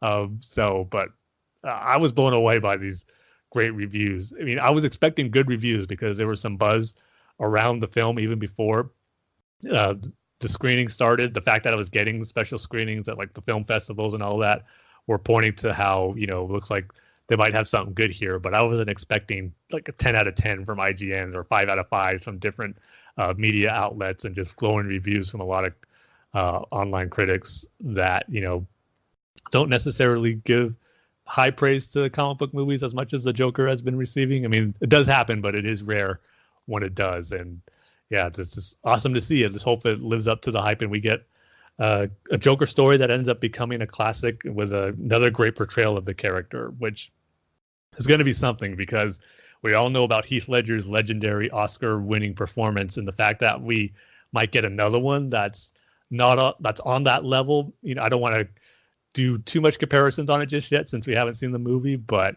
the fact that we could have two iconic Joker performances is just something really cool to get as Batman fans. So like you, Dane, I can't wait to see it on October 4th and just get my own reaction for it and see how I feel about it once I see the movie. Yeah, hopefully. I mean, that's the thing, really. Like, hopefully, we don't get too overhyped for it, and then people are expecting something different. Like a Avengers type movie, and then they get this totally different from that. Like, I'm going into not expecting any. I'm sure there's going to be a few, but any like comic book or Batman references at all. But we know Thomas Wayne's in it. He actually punches Arthur / Joker in this trailer. I mean, he gets punched a lot in these trailers we've got, probably throughout the course of the movie. Yeah. So, I mean, I'm just going into it expecting just a story being told about a character who, has this breakdown, and seeing what he goes through in life, how someone like this can become the Joker that we know from Batman stories, even though Batman's not going to play obviously a big role in this. That could be my one little nitpick where, it's such a great portrayal of the Joker and it's a great story that's told about him that, you're going to want to see a Batman confront this Joker, especially if he does all these horrible things. You're going to want to see a Batman take him down and, bring the Joker to justice. But doesn't look like that's going to be the case, because it does sound like it's going to be a one and done. And obviously this Joker is going to be so much older than Bruce Wayne by the time he becomes Batman, where Batman could probably take him out pretty easily if they come to blows. So we'll see, but I have to leave that aside and just go in to hopefully get a great story being told about Joker without Batman. Yeah, I think it was Jim Lee who said, this has nothing to do with the comics. Yeah, so I'm not even, that's the one thing, if you're going in, seeing all these rave reviews, thinking a great comic book iteration of the Joker, I think you got to let that go. There might be a few nods and references that you could be callbacks on and pick up as you're watching it, but you just got to leave all that behind as you're seeing this movie. There just look to be something totally different, where it just happens to have the Joker name and the Joker look to it. So, yeah. Yeah, I'm just thinking about what you said, Tim. I wish when the Blu-ray comes out that they could quote you in the figure when you said he seems to get punched in the face a lot. I mean, you see Thomas Wayne punch him. You see him get hit by his sign that he was holding as he's running through the alley. These kids just whack him with it. And I'm sure there's going to be other instances where we see him get punched in the face. So I guess that could be the drinking game for the movie, how many times this version of the Joker gets punched in the face. Another thing, too, Joaquin Phoenix's Joker laugh sounds really good. It's that creepy, playful laugh that he's bringing to this Joker. I mean, that moment where you just see him walking down a hallway without makeup, it's just Arthur Fleck, and he just laughs for no reason. And it just and then he stops. And then he just stops, which is creepy. Yep. So, all signs point to, at least depending on your view on it, but the reviews we're seeing for it, man, it's, sounds like we could be in for something special. So hopefully that's the case when we see it and we do our episode review for it once we get into October. Yeah. But now we can move on to our comic book reviews. This episode, we are reviewing Detective Comics number 1010, Batman TMNT number 5, and Doomsday Clock number 11. And our rating scale for this episode is how many names? Go ahead. No, you go first. I was gonna say, how many Lord of the Rings names Dane can get wrong? I like that one. I was going to also go with, or suggest, how many times Joker will get punched in the face in this movie. Let's do yours then. Okay. Yeah. All right. Also, too, spoiler warning for these comic book reviews. Right. Spoiler warning.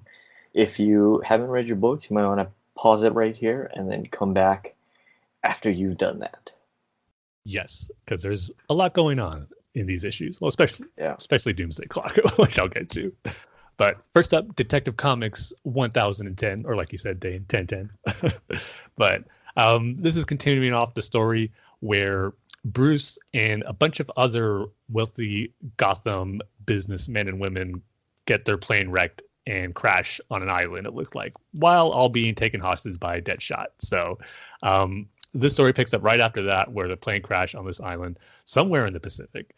And it starts with Bruce Wayne being rescued by these two inhabitants of this island.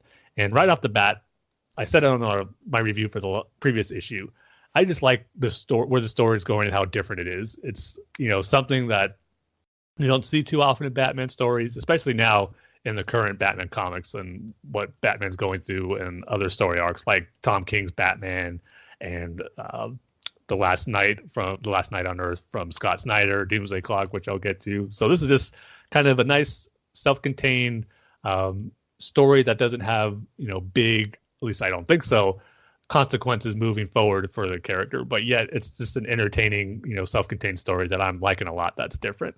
So pretty much this issue is Bruce being rescued by these two, like I said, inhabitants of this island, but they're actually old World War II war veterans who got stranded on this island during the war. You got one from Japan and one from the U.S., who obviously were enemies, but since they got stuck on this island together, they had to work together and learn to survive. And they obviously have survived for many years on this island. And it reminded me a little bit of, did you see the Kong Skull Island movie, Dane?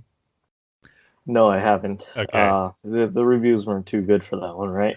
I liked it. It was entertaining for a monster movie with had characters that didn't get on my nerves and great monster action sequences. So I liked it a lot. Isn't Brie Larson in that one? Yeah, and Tom Hiddleston. So you had Captain Marvel and Loki in it. But Sam Jackson, right? Oh yeah, and Sam Jackson. Yeah, he was kind of the villain of the movie. Oh, I see. But John C. Reilly was in it, and his character was someone who was trapped on Kong Skull Island because him and another Japanese soldier fought each other and got their planes crashed on an island here, and they had to learn to survive on this island, and enemies becoming friends. And so these two characters reminded me of that bit from Kong Skull Island. So they take in Bruce, trying to nurse him back to health, and they do. And I just like the interaction that they had because they're comparing Bruce to someone from Flash Gordon movie because of his plane, and calling back to these old movies that they're only familiar with since being from the 30s and 40s and not knowing what's going on in the outside world, being stuck on this island. And I like how the American soldier asked Bruce, "Hey, you got to catch me up on the last 75 years of World Series winners." And of course, Bruce had to tell him, "Well, the Yankees won quite a few times." So did they, Tim? Did they really? They did since 1946, which is which Bruce says was, I think, the year he's starting from, letting him know of how many World Series were won by the Yankees during that time. So they've won the most since then. Well, the A's have 4, Tim, in that time. All right. But the man was more curious about the Detroit Tigers. So, so I guess Bruce knows his baseball, though, because he goes, they've won a couple, and the last was in 1984, which is accurate. So I like that Bruce keeps up with his baseball teams. So like interactions like that were fun to see Bruce have, which you don't get to see him talk baseball too much. So I like that aspect of it. And then the other side of this story is Deadshot actually kind of being a hero in a way, getting all the people who are in the or he's wanted to take them as hostages, but now he has to rescue them from the plane wreckage and make sure they're all healthy, and kind of have to protect them because there's a wild panther that comes in and it's about to attack. Deadshot has to shoot it. He gets some food for him, gets the fire going, but yet still not wanting to feel like he's their protector because he makes threats to them. He tells them not to do anything stupid or try to take him out, or else he'll shoot him. But yet he's still kind of trying protecting these people and making sure they're okay, while still trying to get his payday by getting Bruce back. So it was kind of fun to see him be that anti-hero sort of way in the story. But it turns out that panther that he shoots goes back to the camp where Bruce and these two soldiers were at, and he's bleeding almost, he passes out, almost ready to die. And this panther ends up pretty much being a pet that these two soldiers have. They made friends with the animals and the wildlife here, and his name is Tanaka, which is another Yankee connection as the Yankee pitcher Masahiro Tanaka. Oh my God, Tim! So there's a lot of Yankee stuff I could draw from this issue. Maybe that's why I like it so much. So there wasn't there's this guy, Dennis Eckersley, Hall of Fame closer. No, nothing like that. No Giambi references or Mark Mulder, Barry Zito. Nothing like that. Not even a Jason Isringhausen, Tim. No. Sorry, How Dave. dare they? How dare they? So once they see this panther has been shot, Bruce offers his help to fix him back up, and he knows actually who did this because they can't figure out how can he have this big of a wound, and Bruce knows it's a bullet wound from Deadshot's blaster. So Bruce realizes he still has to save those businessmen and women from the plane. And so he makes, he asks those two soldiers from some equipment, and he makes a makeshift Batman costume, which Actually looks more like Black Panther when I first saw it in the shadows. So he goes to take on Deadshot with, a makeshift cowl, some goggles to hide his face, but he doesn't quite cover his mask like the normal Batman cowl would, but he makes do. It still looks pretty good. Gets the point across that it's Batman. So he goes to attack Deadshot, but doesn't have much success. He gets him away from the hostages, and Bruce actually sees them. But once Deadshot sees him, he kind of makes the threat that they aren't really prisoners anymore. They're actually bait to lure Bruce out. So the story ends with Bruce running to the hostages, but he's in Deadshot's sights. So looks like they're going to have another confrontation, and Deadshot kind of being the anti-hero isn't going to last very long. He's going to become the enemy, I imagine, pretty quickly. So yeah, it's a fun issue. Like I said, I love the dialogue between the characters, Batman and those two soldiers, Deadshot and the hostages. Just some fun stuff and something different that's going on in the Batman comics right now. So I liked it a lot. I'm going to go ahead and give this one a 4 out of 5 times the Joker will get punched in his upcoming movie. So next up, we have Batman and TMNT number 3, issue 5. The penultimate issue to the TMNT series by James Tynion, which I'm sad is going to end. I just got one more. But again, it continues to make me happy as a Batman and Turtle fan. And the last issue ended with the Joker getting his memory back and launching a full-blown attack on Batman and the Turtles. And this is where this issue picks up right on with the action as we see Batman and the Turtles taking down a bunch of Joker's robots and just some cool action sequences. And how I said in the last issue, how it was cool to see Batman, the Turtles, and Shredder team up. We didn't actually see them in action. And this issue, we get it. Batman with the Turtles, Shredder with the Turtles, Shredder working with Splinter, just this team up that you would never expect to see in a million years. And it was just really fun to see play out in this issue. Like I said, with some cool panels showing the action with Shredder, Splinter, the Turtles, and Batman, all this working together. I was eating it up as a fan of both. But then Joker says something to Batman that startles him. He makes a reference to the death of Jason Todd by, mentioning a crowbar and the whole family. And this is part of Batman's memory that hasn't returned yet. And when Joker says that, he remembers the death of Jason, and he realizes there's still something wrong with his memory and his life that doesn't feel right. And he just leaves the battle. He apologizes to the Turtles, saying there's something he has to do, and he knows that they can carry on the fight and make their way to Krang's Ultra Technodrome, the source of all this madness going on in their universe. So the Turtles are able to make it inside. And this is where we get some more geekiness that I ate up, where before the original Raphael met up with the Turtles in the beginning of the story, but now that the original, or I should say our current Turtles, make their way into the Technodrome, they free the Prime Turtles, which of course is the original Mirage Comics 1984 black and white Turtles. So not only do we just get to see Raphael, we get to see all 4 of the original black and white Turtles interact with the current comic Turtles, and then them forming a plan. It was just really cool to see the interaction. And it's something that we've seen before in other Turtles media. The Turtles Forever movie, where the 2003 animated series had their special where they met up with the 1987 Turtles, and at the end of that story, they meet up with the original comics Turtles as well. So it's not something entirely new, but I love seeing it every time it happens, because I just love the respect they show to the original Turtles whenever they do come into a story, and then they're in black and white and have their hard personalities that they're known for. So just cool stuff. And then we see what Batman went off to. He actually goes to the Bat Signal, and Splinter and Alfred actually follow him. Both view Batman as their son in this, bizarre timeline.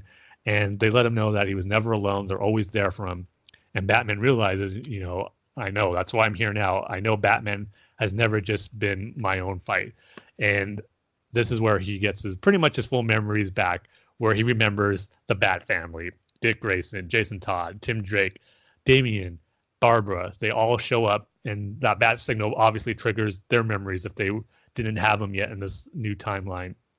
And they all come to join Batman on the GCPD rooftop with the Bat Signal in full costume, ready to infiltrate Krang's Ultra Technodrome, and then join up with the 8 Turtles now and the Prime Batman, who is also trapped there. So the issue ends with them all going to attack Krang, and it's this great splash page of just like I said, 8 turtles, 2 Batman, the Bat family, all about to do battle with Krang being within the Anti-Monitor's robot body. So the final showdown's about to come, but there's a lot of geek out moments in this issue that I continue to have with this story. So really enjoyed this one as well.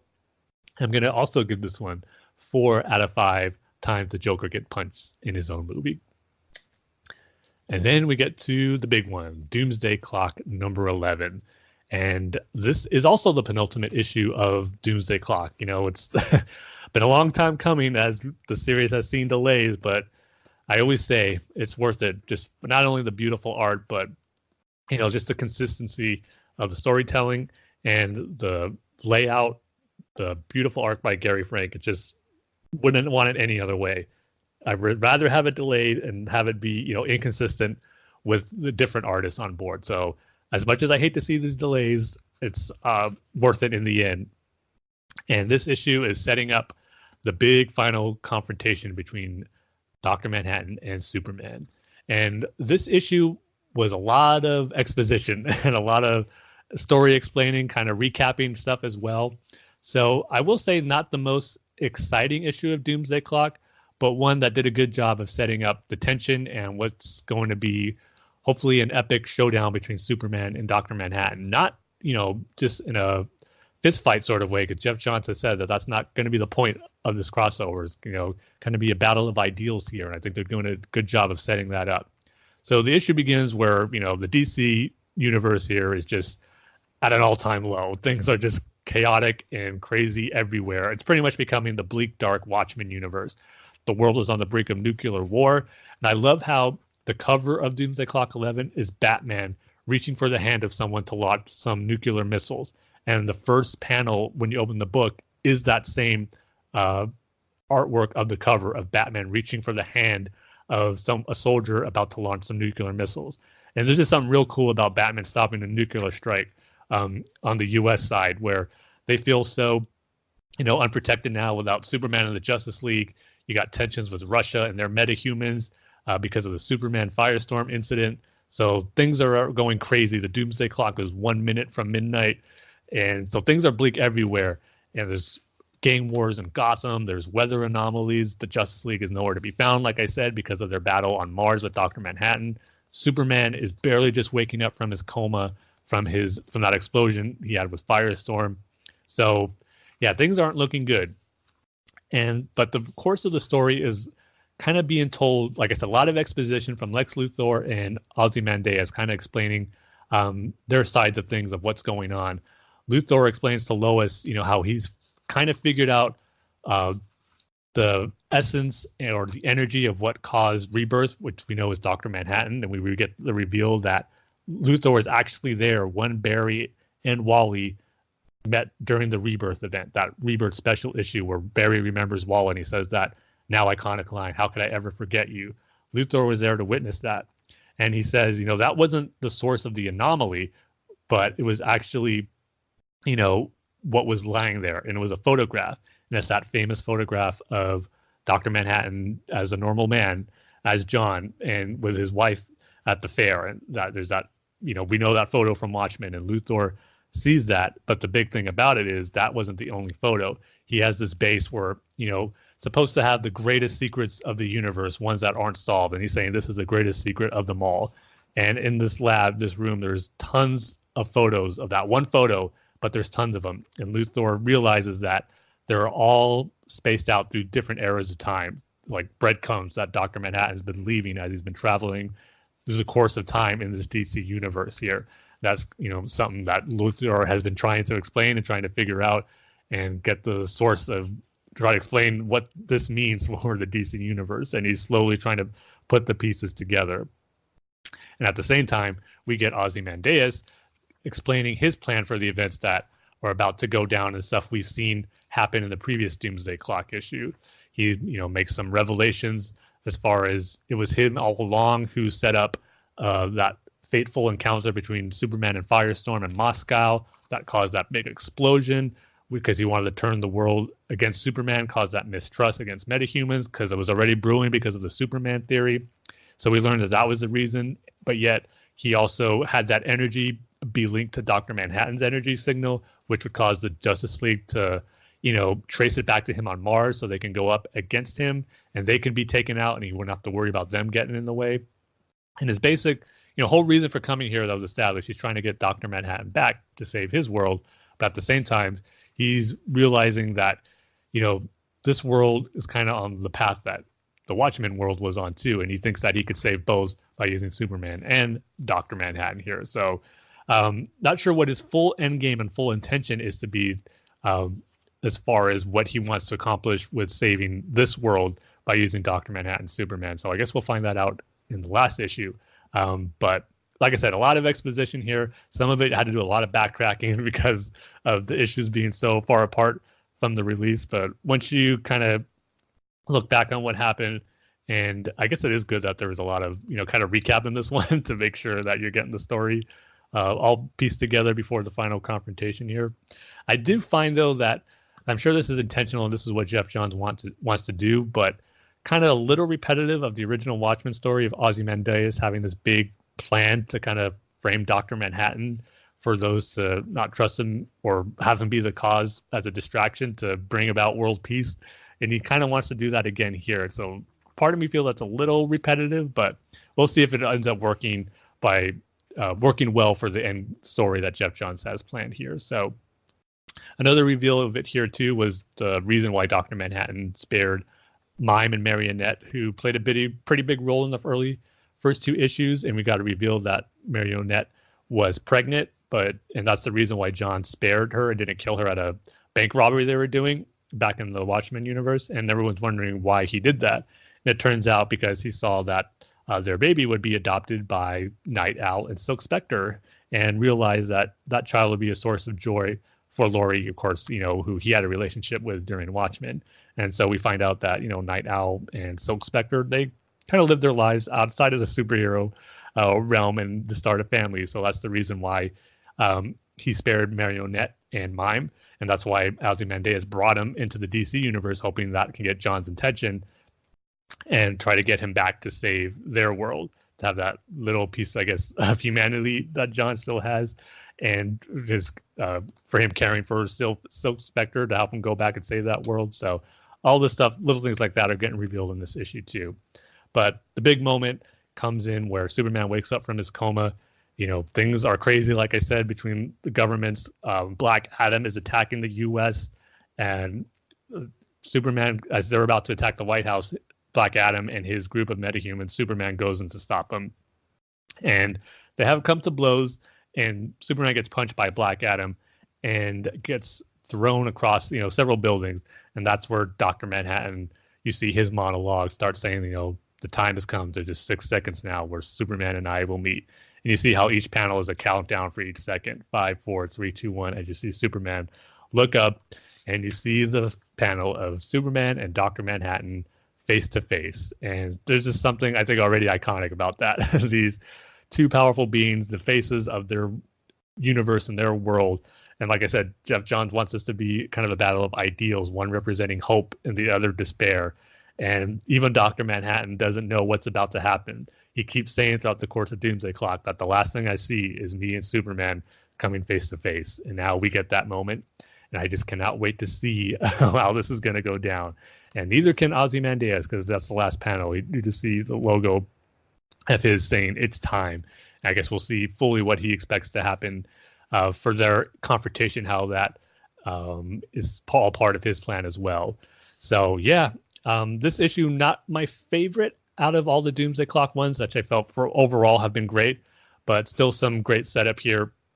And if it wasn't for all the, expositions and kind of recaps, which like I said, is kind of a good thing just to get you refreshed to what's going to happen in the final issue. But a lot of it made for kind of moments where once I read it, it's like, okay, yeah, it was good to get this refresher, but I knew that already. Kind of wish we had 2 issues of, well, I shouldn't say that just yet. I got to wait till we get the final issue, because part of me is a little worried that the confrontation between Superman and Dr. Manhattan might need more than just 1 issue to have it be as great as it could be. But at the same time, maybe, all it needs is just 1 issue. Their battle of ideologies only needs that portion of time. And I trust Jeff Johns to do what he feels is best as far as how he wants to wrap up the story and have this confrontation between Superman and Dr. Manhattan be. But right now, I just can't help but think that with all the exposition we got in this issue, that maybe it could have been used elsewhere to have more time with Superman and Dr. Manhattan. But that's something where time will tell to see if it was a good decision or not. So, yeah, I cannot wait to see the final issue. I think this issue did a good job of setting up that ultimate meeting that we've been waiting for between Superman and Dr. Manhattan. But just not the most exciting issue out of all the ones we've gotten so far. So I'm going to give Doomsday Clock number 11 a 3 out of 5 times the Joker will get punched in his upcoming movie. Now, hopefully we won't see too many delays for Doomsday Clock number 12, because by the time we get to November, it'll be 2 years since the story has been going on, where it was originally supposed to be done in 1 year's time. But like I said, it's been worth the wait, and I would rather have delays and have the quality not go down at all when it comes to the art. So I'm just looking forward to, once I get all the issues, reading them all over again as one big story, because I'm sure it'll even have a better effect, because I've been enjoying this series a whole lot. It's just the wait that's been the hard part. But once I think you're able to read the story in one sitting, I think should make for, a really cool story. Of course, depending on how it all wraps up in the next issue. So we'll see, but I'm definitely cannot wait to get my hands on that final issue. All right, so I guess that's it, right? Yep. A lot of stuff to talk about on this one. It's been a good few weeks for DC content. On the movie front with that Joker trailer, on the TV front with Titans, comic book front with Doomsday Clock and TMNT and Batman, and looking back on 10 years of Arkham. So we got all the media formats covered for Batman on this episode. But yeah, just go over to thebatmanuniverse.net, facebook.com/BatmanUniverse, Twitter handles @BatmanUniverse, Tim's Twitter handles @TimG311, my Twitter handles @DaneSaysBanana, the show's Twitter handles @Bat-Fans Podcast, and you can email the show at batfanswithoutpants@gmail.com. So with that, like we say at the end of every single episode, then. We love each and every one of you with all of our Arkham memory hearts. We'll see you guys next time. See you next time, everybody.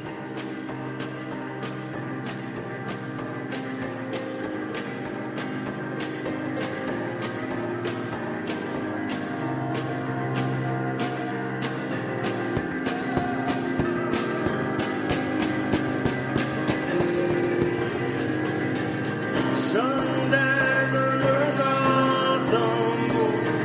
Crime Alley is a rich boy's tomb. There's a stealing cat, 2 faces of a coin. Scarecrow's frightened.